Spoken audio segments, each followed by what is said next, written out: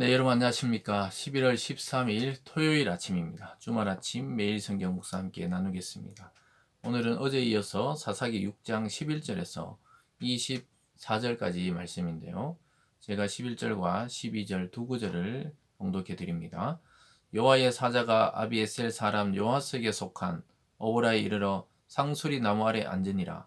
마침 요아스의 아들 기드온이 미디안 사람에게 알리지 아니하려 하여 밀을 포도주 틀에 타작하더니 여호와의 사자가 기드온에게 나타나 이르되 큰 용사여 여호와께서 너와 함께 계시도다 하매. 아멘.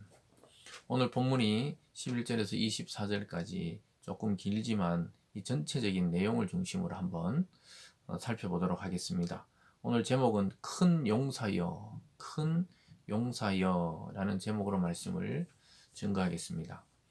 우리 스스로 생각하는 우리의 자아와 또 하나님이 평가하시는 우리에 대한 평가는 다를 수 있다는 것을 오늘 사사 기드온을 통해 보여주고 있습니다. 기드온은 소심했고 기드온은 연약했고 기드온은 겁이 많은 사람으로 우리가 좀 유추해 볼 수가 있습니다. 그런데 하나님이 오늘 본문에서 기드온을 향해 너는 큰 용사라고 이렇게 말씀하고 있습니다. 그랬을 때 기드온은 자기의 현실과 하나님의 말씀 사이에 괴리가 너무 커서 그것을 받아들이지 못하는 모습을 보게 됩니다. 그래서 처음에는 그 하나님의 소명을 자꾸 거부하려고 그러고 또 두려워하는 것을 보게 됩니다. 그러나 결국 하나님은 이 사사 기드온을 통해서 미디안을 물리치시고 승리하게 되는 그런 과정을 오늘 보여주고 있습니다. 그래서 우리가 하나님이 우리를 부르실 때 어떠한 방식과 또 어떠한 내용으로 부르시고 또 우리는 그것을 감당할 수 없을 것만 같은데도 하나님은 결국 우리의 이 연약성을 통해서 하나님의 위대하심을 드러낸다는 것을 깨닫게 됩니다. 오늘 먼저 11절에서 16절 사이에서 하나님의 부르심과 기드온의 그 망설이는 모습을 우리는 보게 됩니다. 그래서 처음에 자기는 모든 걸 포기하고 또 소심하게도 자기 방 안에서 밀을 그 포도주 틀에 타작해서 먹으려고 하는 그런 아주 소심한 기드온의 모습을 보여주고 있고 또 두 번째 보면요, 이 뭔가 하나님께 대들듯이 착각하는 기드온의 모습도 보게 돼요. 왜냐하면 하나님이 막 우리 조상은 이렇게 구했고 또 출애굽시켰고 그 기적을 능력을 나타냈는데 지금은 그런 일을 행하지 않으신다고 하면서 하나님을 향해서 만약에 그렇다면 우리를 구원해 보시라고 이렇게 따지는 모습을 보게 됩니다.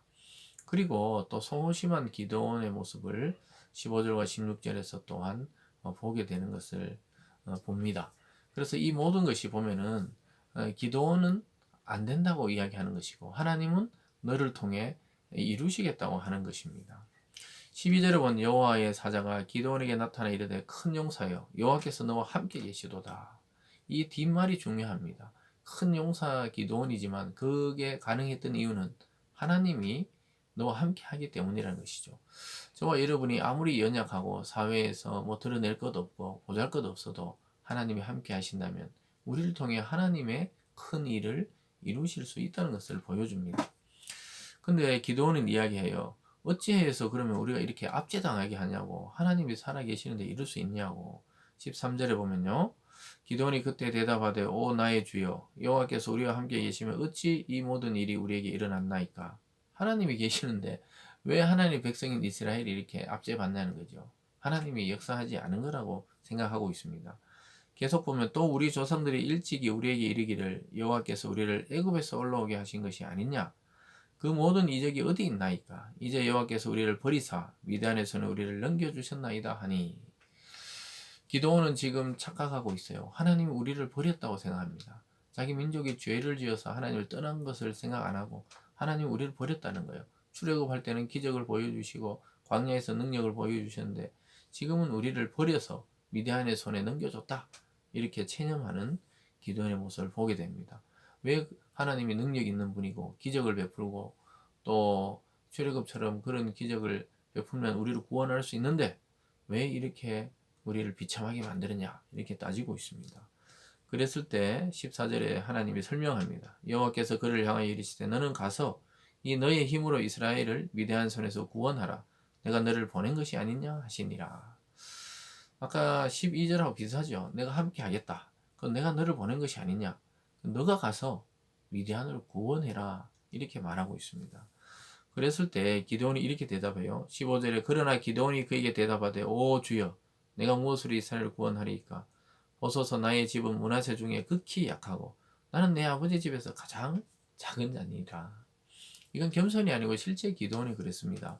이스라엘 지파 중에서 작은 지파 므낫세 지파의 사람이고 또 내 아버지 집에서 나는 막내입니다. 막내.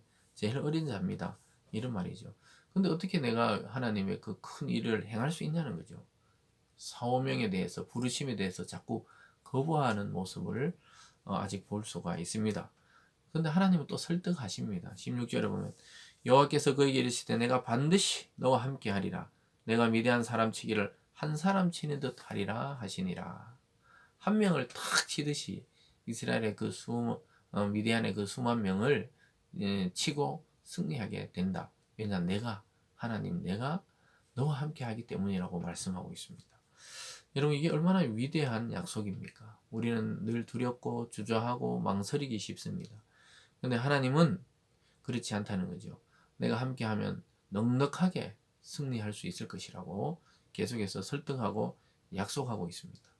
여러분 이것이 하나님 모세를 부를 때 모습도 비슷하지요. 하나님은 가라. 그럼 모세는 난 못 갑니다. 나는 그들을 피해서 도망왔는 사람입니다. 또 나는 말을 더듬어서 가서 하나님 말씀 증거하기에 합당치 않습니다. 그러나 하나님이 아론을 붙여줬다.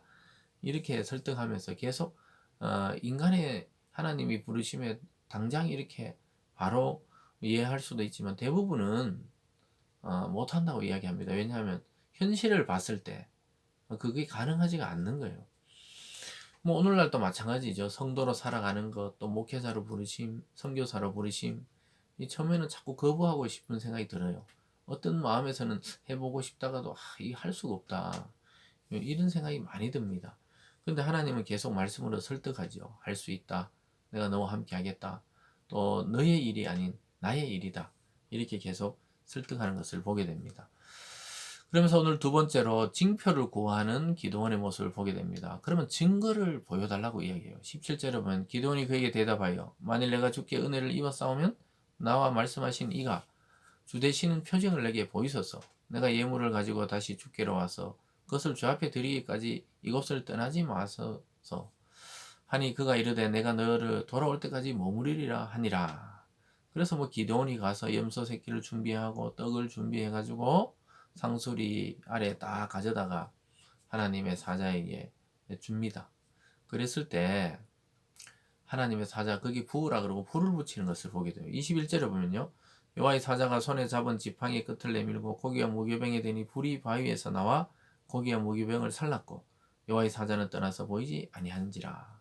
하나님의 천사가 그에게 말합니다. 그 바위에 다 부어라. 너가 가져온 예물과 그 제사 드릴 음식을 다 부어라. 그러고는 그 지팡이를 대서 불을 탁 태워서 살라버립니다. 그리고는 하나님의 천사는 떠나서 보이지 않게 됩니다. 이것이 하나님이 나타난 증거가 되는 것이죠. 그래서 기드온은 이제 왜 그 증거를 보고 슬슬 마음이 열리기 시작합니다.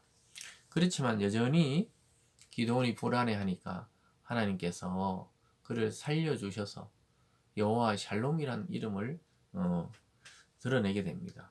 즉 평안을 약속하는 것을 보게 됩니다. 22절입니다. 기드온이 그가 여호와의 사자인 줄 알고 이르되 슬프도소이다. 주 여호와여 내가 여호와의 사자를 대면하여 보았나이다 하니 여호와께서 그에게 이르시되 너는 안심하라. 두려워하지 말라. 죽지 아니하리라. 구약에서 하나님의 얼굴을 보면 죽는다고 그랬어요. 하나님의 천사를 보면 즉시 죽는다고 생각했습니다. 그래서 운 거예요. 자기가 의심했는데 딱 보니까 사라지고 나서 보니 하나님의 천사 하나님이셨죠. 그래서 그는 슬프다 그러고 이야기합니다. 내가 하나님의 여호와를 대면해 보았다. 이렇게 말씀합니다. 그때 하나님 말씀하시죠. 안심하라. 두려워하지 말라. 죽지 아니하리라. 왜냐? 죽이려고 나타난 것이 아니라 이스라엘을 구원하기 위해서 그를 소명자, 사사로 부르기 위해서 나타나셨기 때문입니다. 그랬을 때 기드온이 제단을 쌓습니다. 24절입니다. 기드온이 여호와를 위하여 거기서 제단을 쌓고 그것을 여호와 살롬이라 하였더라. 그것이 오늘까지 아비에셀 사람에게 속한 오브라에 있더라. 기도원이 마지막으로 그 하나님의 소명과 사명을 받아들이고 나서 하나님께 제단을 쌓고 그 제단의 이름을 여호와 샬롬, 우리가 이 샬롬이란 것은 평안을 의미하고 안녕을 의미합니다. 근데 이게 단순하게 육체적 평안만이 아니라 영적인 것, 물질적인 것, 또 육체적인 건강, 이 모든 것이 포함된 샬롬입니다. 그래서 결국 의심으로 시작했다가 샬롬으로 끝나는 것이 하나님과 기도원의 이 줄다리기, 소명에 대한 이 반응과 명령이었습니다. 사랑하는 여러분, 우리의 눈으로 볼 때 우리는 도저히 하나님 일을 감당할 수가 없습니다. 그 크고 위대하시고 천지를 창조하시고 우주를 만드신 하나님 일을 이 연약한 인간 한 사람이 어떻게 하냐? 이 기도원의 반응이 바로 저와 여러분의 반응입니다. 또 그런 것이 정상입니다. 그렇지만 결국 하나님께서는 믿음을 더해 주시고 말씀을 주시고 성령을 통해 깨닫게 하시고 그런 다음에 우리에게 뭘 줍니까? 마음의 평안을 줍니다. 안심하라. 내니 두려워하지 말라. 하나님은 그렇게 말씀하시고 우리 주님도 우리와 동행하시면서 항상 우리에게 보호와 평안을 약속해 주셨습니다. 그래서 결국 이 세상 사람들이 막 평안을 누리고 싶어 하고 평화를 추구하지만 진정한 평안과 평화는 그리스도 안에 있다는 사실을 오늘 또 우리는 만나게 됩니다. 여러분 오늘 하루도 우리의 눈높이를 맞춰주시고 우리의 연약함을 이해하시는 하나님께 나가 기도하시기 바랍니다. 그럴 때 하나님은 우리에게 샬롬의 하나님으로 평안과 평강과 기쁨과 소망의 하나님으로 저와 여러분에게 다가올 줄 믿습니다. 오늘 하루도 말씀으로 승리하시고 또 주말을 주님과 함께 보낼 수 있기를 바랍니다. 기도하겠습니다. 사랑의 하나님 아버지, 기도원을 부르는 과정에서 기도는 계속 거부하지만 하나님은 말씀으로 천천히 설득하셔서 결국 그에게 평안을 주시고 또 하나님의 일을 맡기도록 보여주시고 있습니다. 하나님, 우리도 늘 하나님의 일이 두렵고 때로는 떨리고 때로는 긴장이 됩니다. 그러나 하나님께서 두려워하지 말라고 말씀하고 있습니다. 우리가 이 일이 바로 하나님의 일이라면 두려워할 필요가 없다는 것을 보여주고 있습니다. 하나님, 오늘도 우리 모든 성도들에게 여호와 샬롬 평안을 주시고 또 건강을 주시고 물질적 복도 주시고 또 무엇보다 영적인 축복을 받아 누리는 하루 될 수 있도록 인도하여 주시옵소서. 감사드리며 예수님 이름으로 기도드리옵나이다. 아멘.